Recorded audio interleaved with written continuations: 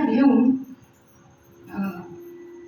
दुपारची सकाळची 10 वाजण्याचा सुमार होता आणि गणपतीला घेऊन तुकामाई नदीकाठी आली.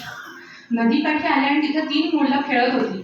गणपतीला सांगितलं इथं तू मोठा खड्डा कर, आणि त्या 3 मुलांना आणलं आणि त्या खड्ड्यात त्यांनी घातला आणि वरून सगळी माती दडपली आणि त्याच्यावरती सिद्धासन घालून म्हणून बस असं त्यांनी महाराजांना सांगितलं. मी सांगितल्याशिवाय आसन सोडायचं नाही आणि मौन व्रत धारण करायचं. कोणीही कितीही काहीही केलं तरी बोलायचे नाही असे सांगितलं आणि स्वतः एका झाडाखाली जाऊन बसले. आणि इतका वेळ तुला आपली मुलं परतली नाहीत म्हणून आई वडील त्यांना खूप काळजी लागून राहिली. बघायला आले तर मुलं कुठे दिसेना. या तपस्याला विचारतायत, हा काय उत्तर देईना. मग शेवटी तुकामाईंकडे गेले.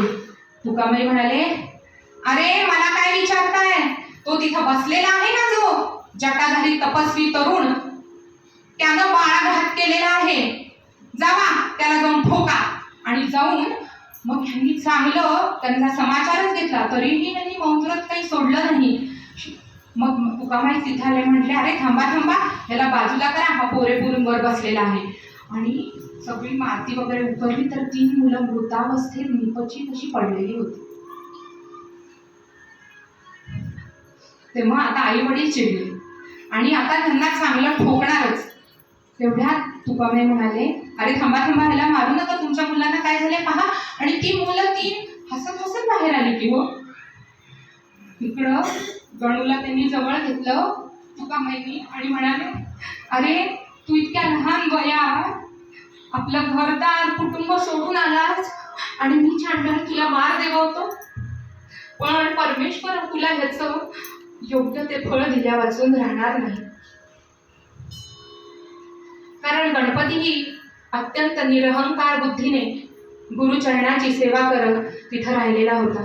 गुरुचरणांबुज निर्भर भक्तः संसाराचिराद्भवमुक्तः सेन्द्रियमानस नियमादेवं रक्षसि निज हृदयस्थदेवं.